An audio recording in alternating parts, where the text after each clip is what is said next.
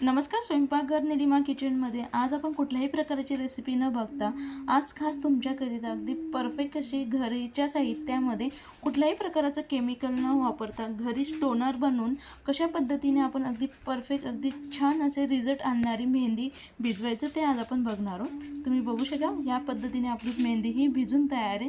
चला आपण लगेचच मेहंदी कशा पद्धतीने भिजून त्यासाठी लागणारं टोनर कसं बनवायचं ते बघूया.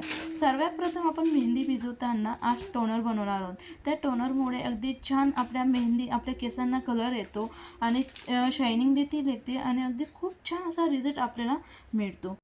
टोनर बनवण्यासाठी सर्वात प्रथम आपण इथे एक स्टीलचं पातेलं घेतलं आहे. टोनर बनवताना फक्त स्टीलचं पातेल्याचाच वापर करा, त्यामुळे छान असा रिझल्ट मिळतो. त्यानंतर लगेच याच्यामध्ये आपण 1 ग्लास पाणी हे घातलं आहे आणि 2 ते 3 चमचे आपण ह्यामध्ये नेहमीचं आपल्या वापरात येणारं चहा पावडर आपण घातलं आहे. कुठल्याही प्रकारचं म्हणजे कुठल्याही कंपनीचं चहा पावडर वापरलं तरी काही हरकत नाही. चहा पावडरमुळे आपल्या केसांना अगदी छान अशी शायनिंग येते आणि आपले केस गळती देखील आपल्या चहा पावडरमुळे थांबतं. त्यानंतर आपण लगेच याच्यामध्ये 1 मोठ्या चमच्यावर मेथीचे दाणे हे घातले. मेथीच्या दाण्यामुळे खूप असा रिझल्ट छान मिळतो आपल्या केसांना.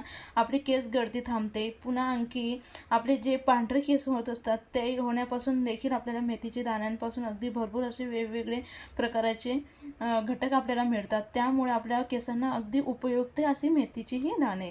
त्यानंतर लगेच यामध्ये आपण 4 ते 5 लवंगा घातल्या. लवंगांमुळे काय होतं, आपण जेव्हा मेहंदीमध्ये पाणी घालतो आणि आपली मेहंदी आपण केसांना लावतो, अगदी थंड अशी आपली मेहंदी असते.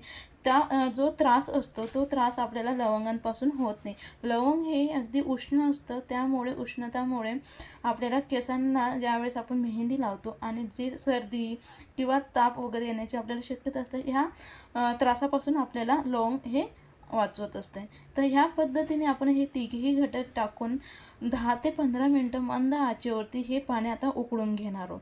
कमीत कमी आता अर्धा ग्लासचं मी पाऊण ग्लासपर्यंत हे पाणी उकळून घेतलं आहे. इतपत आपण हे पाणी उकळून घ्यायचं. आता आपलं अगदी परफेक्ट असं टोनर हे तयार झालं आहे. तुम्ही हे टोनर मेहंदीमध्ये टाकून वापरून घेऊ शकता किंवा एखादी स्प्रे बॉटलमध्ये भरून केसांच्या मुळापाशी टाकून ते अगदी छान असं मालिश करून आपण 1 ते 1.5 तास ठेवून ते केस हे धुवून घेतले. अशा पद्धतीने देखील आपण ते टोनरचा वापर करून घेतला तरी काय हरकत नाही. त्यानंतर लगेच आपण आता मेहंदीही भिजून घेणार आहोत. टोनर हे पूर्णपणे गार झाल्यानंतर लगेच इथे मी घरगुती मेहंदी ही घेतली. आता आमच्याकडे ही अगदी घरगुती मेहंदी मिळते. अजिबात याच्यामध्ये कुठल्याही प्रकारचं केमिकल वगैरे नसतं. अगदी फ्रेश म्हणून देऊ शकतो. अगदी लगेचच ते तयार करून आम्हाला ही मेहंदी ही देतात. अशा पद्धतीची जर आपण मेहंदी ही वापरली ना, आपले केस अजिबात खराब होत नाही. जर तुम्हाला काळी मेहंदी करून घ्यायची असेल तर तुम्ही लोखंडाच्या भांड्यामध्ये भिजून घ्या आणि जर तुम्हाला अगदी छान असा ब्राऊन कलर आणायचा असेल केसांना तर ह्या पद्धतीने स्टीलचं भांडं या कितपत आपल्याला मेहंदी हवी ती तेवढी मेहंदी आपण ही टाकून घ्यायची. ह्या पद्धतीने आता मी इथे मेहंदी ही टाकून घेतली आहे. तुम्ही इथे कुठल्याही प्रकारची मेहंदी वापरून घेऊ शकता. नुपूर, निशा ह्या पद्धतीने आपण टोनर टाकून ती भिजून घेतली तरी काय हरकत नाही. पण तुम्ही नॅचरली पद्धतीने जर तुम्हाला हवी असेल तर नक्की तुम्ही घरगुती मेहंदीचा वापर करा. त्यानंतर लगेच याच्यामध्ये अगदी थोडं थोडं आपण जे टोनर तयार करून घेतलं आहे ते यामध्ये टाकून आपण आता ही मेहंदी आपण भिजवून घेणार आहोत. नक्की तुम्ही ह्या पद्धतीने मेहंदी ही भिजवून बघा. अगदी 99% अगदी प्रत्येकाला फरक पडेल आणि अगदी छान असा ह्या मेहंदीचा आणि ह्या टोनरचा रिझल्ट आहे. अगदी छान असे आपले केस होतात. अजिबात आपले केस गळत नाही. जो आपला डॅन्ड्रफ असतो तो देखील आपला चालला जातो. आपण इथे लवंगा वापरला आहे. लवंगामुळे आपला जो केसांवरचा डॅन्ड्रफ असतो तो देखील आपला चालला जातो. जर तुम्ही मेहंदी लावत नसाल, फक्त हे टोनरचा देखील तुम्ही आठवड्यातनं 2 वेळेस वापर केला तर त्यामुळे देखील तुम्हाला खूप छान असा रिझल्ट हा मिळेल. अगदी थोडं थोडं आपण टोनर घालत ह्या पद्धतीने मेहंदी ही भिजून घेणार आहोत. ही मेहंदी भिजवल्यानंतर 2 तासानंतर लगेचच आपण याला केसांवरती अप्लाय करायचं. अजिबात जास्ती वेळ मेहंदी ही भिजत ठेवू नका. बरेच जण रात्रभर मेहंदी ही भिजून घेत असतात, पण रात्रभर मेहंदी ही कधीच भिजून घेऊ नका. फक्त जेवढं कमीत कमी वेळ आपण मेहंदी भिजून केसांवरती लावून घेऊ तेवढा छान असा आपल्याला रिझल्ट हा मिळतो. बरेच जण काय करतात, तासन तास मेहंदी ही भिजून घेतात आणि त्यामुळे रिझल्ट हा व्यवस्थित मिळत नाही. कधीही मेहंदी ही भिजल्यानंतर 1.5 ते 2 तास ठेवा आणि त्यानंतर लगेच केसांवरती ही लावा. केसांवरती आपली मेहंदी ही लावून झाल्यानंतर देखील आपण अगदी तासनतास ठेवू नका.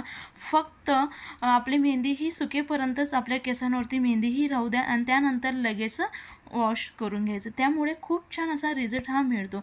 अगदी छान मुलायम केस, अगदी शायनिंग आणि पुन्हा आणखी बऱ्याच दिवसपर्यंत आपलं जसे मेहंदीचा कलर असतो तो टिकून राहतो. कधीही मेहंदी ही लावल्यानंतर लगेचच आपण एक तर फॅनखाली बसा. जर आपल्याला फॅन त्रासदायक असेल तर आपण उन्हामध्ये बसून मेहंदी ही केसांवरती लवकर सुकून घ्या आणि त्यानंतर लगेच त्याला धुवून काढा. यामुळे खूप छान असा रिझल्ट हा मिळतो. आज आपण कुठलाही महागडा पदार्थ म्हणजे महागडे वस्तू न वापरता अगदी साध्या सोप्या घरातले साहित्य वापरून आज आपण अगदी छान असं परफेक्ट रिझल्ट मिळणारं टोनर हे बनवलं आहे. जर तुम्ही मेहंदी लावत नसाल तर ह्या पद्धतीचं टोनर बनवून केस धुण्याच्या आधी 1 ते 1.5 तास आधी टोनर हे लावून घ्या. मुळापाशी अगदी छान मालिश करून घ्यायची आणि 1 ते 1.5 तासानंतर लगेच आपण केस हे धुवून घ्या. या टोनरमुळे तुमचे केस सिल्की होतील. जो आपला कोंडा झालेला असतो म्हणजे ड्रँड्रफ असतो तो देखील चालला जातो. आपली केस गळती देखील थांबते. पुन्हा आणखी बरेचसे असे अगदी छान असे रिझल्ट आपल्याला ह्या टोनरपासून मिळतो. कुठलंही आपण केमिकल वापरलेलं नाही. अगदी सहज आपण एक वेळेस बनवलं तर 15 ते 20 दिवस याला वापरून घेऊ शकतो.